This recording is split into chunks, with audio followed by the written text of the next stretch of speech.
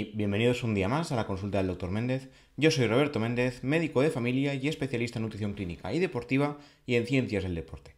Como ya sabéis, aquí hablamos de nutrición, de medicina, de deporte o de una mezcla de tantas. Hoy, como muchas veces habitualmente, nos centraremos en nutrición y parte de medicina.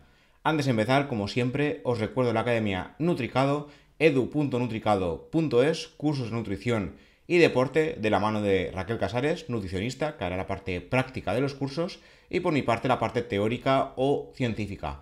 Os animo a entrar en la página web edu.nutricado.es, donde encontraréis algunos cursos bastante interesantes, como os vengo diciendo en los últimos programas. Y nada, empezamos con el programa de hoy. Hoy hablaremos sobre la guía definitiva sobre grasas. Ya hemos tenido una guía definitiva de carbohidratos, guía definitiva de proteínas, y hoy tocaremos las grasas. La verdad es que es un tema que a mí me gusta mucho. En el trabajo de un médico de familia es muy habitual tocar el tema colesterol, grasas, diabetes, hipertensión, todos los síntomas o enfermedades relacionadas con el metabolismo. Y la verdad es que no tenemos ni idea de cómo funciona todavía. Me explico. Durante muchos años se ha creído que la grasa era el peor nutriente de todos, que era el que nos hacía engordar, que era el demonio en persona. Sin embargo, como ya dijimos en varios de los artículos que os enlazaré en las notas del programa, ni la grasa es tan mala ni teníamos tanta idea sobre el tema.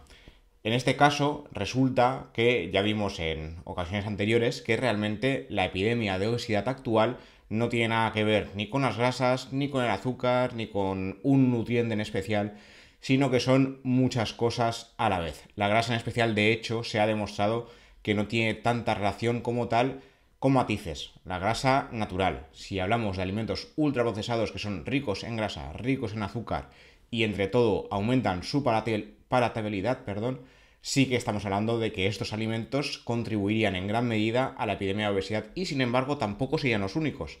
Entonces, en el tema de grasa, cuidado, porque tampoco son el demonio, no son lo malo de la película, ni deberíamos demonizarlas como tal.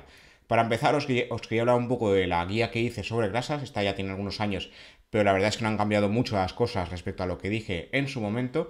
Por otro lado, ya he tenido un par de artículos donde hablaba de la mala demonización de las grasas. Y por último, comentaremos los estudios mucho más recientes sobre qué grasas saturadas o grasas malas sí que serían recomendables, porque las grasas saturadas no son las malas de la película dentro del grupo de grasas como tal. Las grasas, como decía, han ido cobrando protagonismo durante los últimos años, sobre todo en parte por la epidemia de obesidad y por otro lado por la dieta cetogénica, a la que hemos dedicado ya algún que otro podcast en este programa. Sabéis que la dieta cetogénica es un 80-85% de grasa y luego el resto proteína y carbohidratos. Los carbohidratos serían un 5% o máximo 50 gramos por día. Hay diferentes combinaciones alrededor, pero el estándar sería este. Sin embargo, hemos visto que estas dietas no tienen por qué ser malas, aunque a corto plazo sí que provocan algunos síntomas desagradables llamadas gripe keto, de la cual hablamos en su día. Y eso quiere decir que cuando al cerebro le quitamos el azúcar y le damos grasa, algo pasa ahí que no le mola. En este caso, seguramente lo que pasa es que le quitamos el azúcar y no está acostumbrado porque comemos dietas muy altas en carbohidratos y muy altas en azúcar. Algunos trabajos ya han querido alterar la percepción de la población respecto a qué es lo malo, si el azúcar o la grasa, y hace años se vio que la industria azucarera pagó a los científicos de Harvard para que alterasen sus conclusiones. El azúcar artificial era un problema, pero las culpables fueron las grasas en su día. No sé si conocéis este estudio, lo podréis ver enlazado en las notas del programa, pero lo que pasó hace 50 años, bueno, más de 50 ya, es que se alteraron resultados de los estudios para hacer creer que el azúcar no era el malo, cuando resulta que lo es en gran parte, no es el único, y las grasas sí. Actualmente sabemos que las grasas son esenciales y necesarias como fuente de energía. Sí que es verdad que al organismo le gusta más los carbohidratos y los procesan más rápido, son más efectivos en este caso, sobre todo a la hora de hacer deporte, cuidado con esto, pero las grasas pueden también servir para este propósito y además son súper necesarias para diferentes funciones en el organismo, aunque durante años tanto carbohidratos como proteínas se han ceñido a ciertos porcentajes. La realidad es que las cantidades pueden variar y deben variar. No deberíamos ceñirnos a la típica pirámide nutricional de la cual hemos hablado en alguna ocasión, porque no está bien hecha y en algún momento espero la cambiarán. Esencialmente, las grasas son la mejor fuente de energía a largo plazo. A corto plazo, como digo, los carbohidratos serían mejores, son más rápidos de procesar, pero las grasas serían una muy buena opción. Se sabe que los carbohidratos pueden usarse de manera más rápida, pero esto sería más a nivel deportivo o a nivel de algo rápido. A nivel muscular, en ejercicios aeróbicos, andar, correr o nadar y ejercicios anaeróbicos, la fuente de energía preferida será la grasa. Asimismo, tanto el corazón como el hígado suelen preferir la grasa a los carbohidratos en las actividades del día a día. Como digo, es una función de largo plazo. Sin embargo, cuando el ejercicio físico es muy intenso, más del 60% de esfuerzo corporal máximo, los carbohidratos y concretamente la glucosa cobran mayor protagonismo al convertirse en la fuente principal de energía. Por su parte, el corazón usará lactato. De hecho, al corazón le gusta más usar lactato, el cual puede representar hasta el 50% del gasto energético en los ejercicios de alta intensidad. El lactato no es un remanente que deba eliminarse, no es el causante de la fatiga, sino que es una fuente de energía. Esto también es un concepto que cuando lo aprendí me quedé un poco a cuadros, porque a mí me habían enseñado en la carrera que el lactato era malo, el lactato es lo peor y resulta que es una fuente de energía más y que por eso se va creando y acumulando a ciertas intensidades. Por su parte, el cerebro prefiere la glucosa a cualquier otro sustrato, pero si se adapta a consumir cuerpos cetónicos en este caso, también podría funcionar correctamente. Siempre requerirá, eso sí, como mínimo, un 20% de energía en forma de glucosa y el 80% podemos usar cualquier cosa. Las grasas no pueden entrar directamente en el cerebro por la barrera hematoencefálica, pero los cuerpos cetónicos sí. Por cada gramo de grasa, recordemos, hay 9 calorías, siendo el macronutriente con mayor densidad. El alcohol serían 7 y proteínas y carbohidratos serían 4. Sin embargo, además de su función energética, las grasas también destacan por su función estructural y reguladora. Son el componente básico de las membranas celulares y también son esenciales para transportar algunas vitaminas liposolubles, es decir, que se diluyen en grasa. La vitamina A, la vitamina D, la vitamina E y la vitamina K son las conocidas como vitaminas liposolubles. Todas ellas tienen funciones esenciales. Recordemos que la D es la vitamina E del sol, la K es la vitamina relacionada con la coagulación y la A relacionada con la visión, entre otras cosas. Hacen muchas otras funciones, pero estas son las más conocidas. La grasa también es necesaria para mantener el calor corporal y un déficit de las mismas en las dietas puede ser muy peligroso, mucho más que no comer carbohidratos. ¿Qué tipos de grasas existen? De forma natural tenemos dos: grasas saturadas, las grasas malas, entre comillas, y las grasas insaturadas. De forma artificial tenemos las grasas trans. Estas sí que deben eliminarse totalmente de la dieta y no deberían consumirse jamás. De hecho, ya hace años que hay leyes respecto a los alimentos artificiales enriquecidos con grasas trans. Las grasas saturadas, según las guías clínicas actuales que deberían actualizarse, se han relacionado con un aumento del riesgo cardiovascular o cerebrovascular, con infartos o ictus. No deben representar, según las guías, insisto, más del 6% de las calorías diarias. Esto ya hay estudios que están diciendo que debería cambiar. De momento aún está la polémica, pero ya os voy avisando de que esto hablaremos luego. Este tipo de grasas se pueden encontrar sobre todo en productos animales, carnes, sobre todo carnes rojas como cerdo, vacuno o cordero, quesos, sobre todo quesos curados. A más curado, más grasa y menos lactosa. Esto es importante para quien sea intolerante a la lactosa. Cuanto más fresco sea un queso, más lactosa y menos grasa. Y al revés. En la leche entera, chocolate negro, mantequilla, margarina, pescados y yema de huevo y otros orígenes como los helados, que son derivados de la leche, y la bollería. Algunos aceites vegetales, como el aceite de palma o de coco, también son ricos en grasas saturadas, pero la grasa saturada vegetal no tiene nada que ver con la animal. Cuidado también con esto. Según los estudios más antiguos, la grasa saturada por sí misma sería un problema metabólico y cardiovascular. De hecho, un metaanálisis de 2016 llegó a la conclusión de que, en orden de peor a mejor, las grasas trans serían las más peligrosas, seguidas de las saturadas y por último las insaturadas. Sin embargo, otros trabajos han sugerido lo contrario. De hecho, siempre se han visto las grasas saturadas como malas, mientras que las insaturadas eran buenas, pero The Lancet en 2017, este estudio me gustó mucho, ya dijo que el riesgo cardiovascular a las grasas saturadas se había exagerado y a las grasas en general también. Si se intenta reducir las grasas a cambio de consumir más carbohidratos, el riesgo de muerte aumenta, con lo cual las grasas tampoco son tan malas. Por su parte, aumentar el consumo de grasas y disminuir el de carbohidratos sí que disminuye el riesgo de mortalidad. Además, estos porcentajes se mantenían independientes sin tipo de grasa, es decir, daba igual que aumentásemos grasa saturada o insaturada a cambio de reducir carbohidratos. La cosa era reducir carbohidratos. Esto me pareció muy llamativo ya en 2017 cuando lo publicamos en el español y me sigue pareciendo llamativo hoy en día porque se siguen demonizando las grasas, sobre todo en la consulta médica, pero también encontraréis alguna que otra consulta nutricional. Digo alguna que otra porque los nutricionistas suelen estar mucho más actualizados que los médicos en este sentido. Luego, en 2017, el mismo año que el estudio de The Lancet, el British Journal of Sports Medicine volvió a sugerir algo similar. La grasa en general no es un problema y las grasas saturadas en particular tampoco. La evidencia actual no sería suficiente para respaldar los porcentajes de consumo de las guías clínicas y no habría evidencia para sostener el menor consumo de grasas saturadas respecto a insaturadas, y menos aún de sustituir grasas por carbohidratos. Esto es una locura y debería ya reflejarse en las guías clínicas. Para continuar, las grasas insaturadas, las grasas buenas, entre comillas, siempre, según las guías actuales, serían las que debían consumirse en mayor cantidad dado su potencial para reducir el colesterol malo o colesterol LDL. Como hemos hablado en otros podcasts, de hecho del colesterol HDL creo que tenemos ya dos, solo de HDL, que es el colesterol bueno. Ni el bueno es tan bueno, ni el malo es tan malo, ¿vale? La finalidad de aumentar el consumo de grasas insaturadas sería, como no, reducir el riesgo cardiovascular.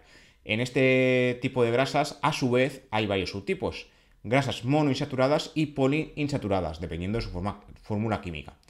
Los alimentos más ricos en monoinsaturadas serían el aceite de oliva, aceite de canola, el aguacate o los frutos secos, almendras, anacardos, cacahuetes, que aunque no sea un fruto seco como tal, sino una legumbre, también es rico en grasas, y sus derivados. Las poliinsaturadas pueden encontrarse en aceite de girasol, cártamo, maíz y soja.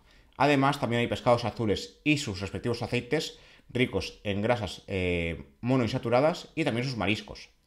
Por otro lado, cabe destacar que aunque estemos hablando de que estos alimentos son más ricos en grasas monoinsaturadas, no solo tienen monoinsaturadas, también tienen poli y saturadas sin más. Simplemente las monoinsaturadas son las que destacan como tal. Y respecto a ácidos grasos poliinsaturados, destacan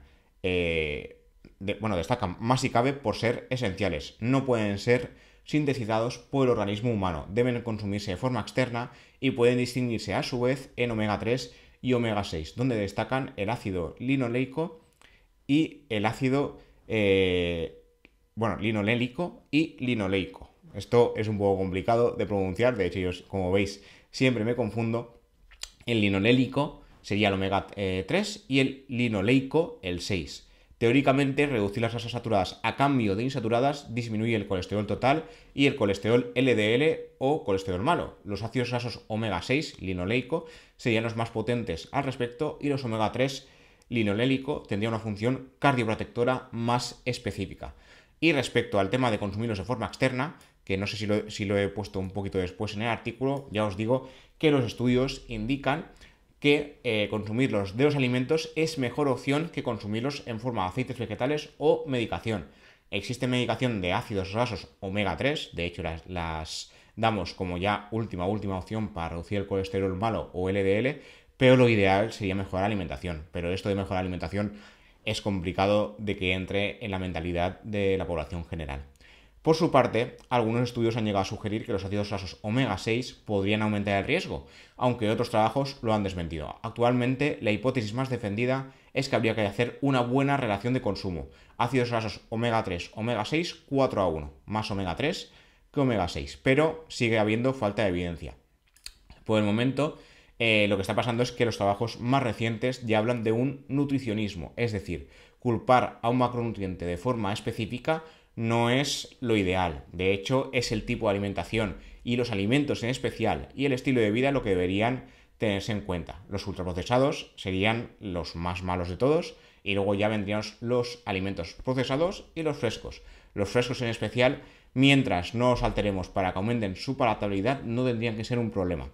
Para finalizar, las grasas trans o grasas hidrogenadas son un tipo de grasa artificial que se forma cuando el aceite vegetal se endurece tras procesarlo. La función de estas grasas es la conservación de los alimentos para que duren más tiempo frescos de forma artificial.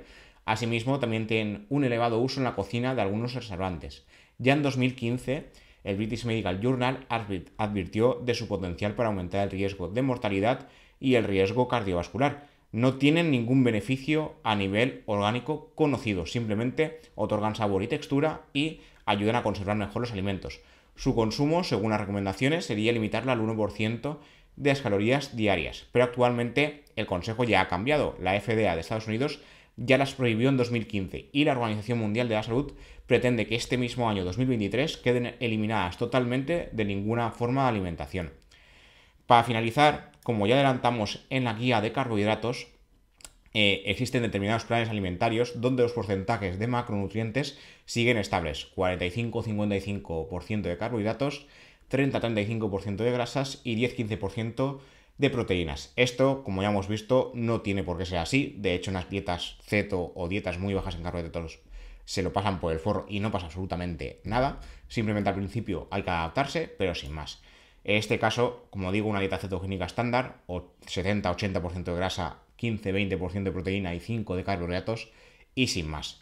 Si se busca una cetosis intensa, se debería dividir el peso por la mitad para calcular los gramos de hidratos diarios. Si se pasa 70 kilogramos, tan solo deberíamos consumir 35 gramos de hidratos para llegar a una cetosis de alta intensidad. Siempre tienen que ser menos de 50, pero si queremos hacerlo ya al filo, deberíamos disminuirlo más. A nivel deportivo, la dieta keto, como ya os dije, no ha demostrado ser la panacea, pero tras una keto adaptación sí que hay personas que mejoran significativamente su rendimiento. Luego, por otro lado, os quería comentar un artículo que se publicó en la revista Nutrients, en este caso hace unos poquitos años, donde ya se habló de que habría que dejar de lado las recomendaciones de más grasa insaturada, menos saturada, demás, todo lo que hemos hablado hasta ahora. Esto debería cambiar. En 1990 ya se llegó a especificar un límite de no más del 10% de calorías diarias basadas en grasas saturadas, algo en lo que insisten las guías más recientes, donde ya hablan de un 6%, como os he comentado. Sin embargo, la hipótesis de que las grasas saturadas causan enfermedad es más antigua y anticuada, mencionándose por primera vez el año 50, en la década del 50, perdón. En aquella época se observó que estas grasas tienden a aumentar los niveles de colesterol sanguíneo, lo que a su vez se relacionaría con mayor riesgo cardiovascular. Fue el fisiólogo Ansel Keys de la Universidad de Minnesota el que postuló la hipótesis, y la American Heart Association la adoptó como un dogma inamovible, aunque la única evidencia al respecto era un estudio observacional donde se comparó el consumo de grasa saturada y el riesgo cardiovascular en 12.000 hombres de Europa, Estados Unidos y Japón. Nunca hubo ensayos clínicos que demostrasen una causa-efecto, y el estudio observacional usado apenas incluyó unos cientos de pacientes del total de participantes real, pero el trabajo ha tenido una influencia brutal durante décadas y se sigue usando actualmente como base de las guías, a pesar de que tiene un montón de limitaciones. Estas incluyen no haber elegido de forma aleatoria a los países, se eligieron a dedo, haber recopilado menos de un 5% de datos dietéticos del total, estudiar solo a hombres y que ningún otro grupo de investigación reprodujera el trabajo. Posteriormente, en las décadas del 60 y el 70, países como Estados Unidos, Suecia, Finlandia y Australia realizaron ensayos clínicos controlados, aleatorizados, con más de 67.000 personas, analizando niveles de ácidos grasos sanguíneos de diferentes formas durante entre 1 y 7 años. Incluso se comprobaron posibles beneficios de reemplazar grasas saturadas por insaturadas. Y a pesar de que la hipótesis de dieta corazón de las grasas saturadas siguió ganando aceptación, los resultados de estos ensayos con mayor solidez y evidencia no la avalaron. Las grasas saturadas no tenían relación con el riesgo cardiovascular, pero los resultados nunca se han visto reflejados en las pautas dietéticas de Estados Unidos y de ninguna parte.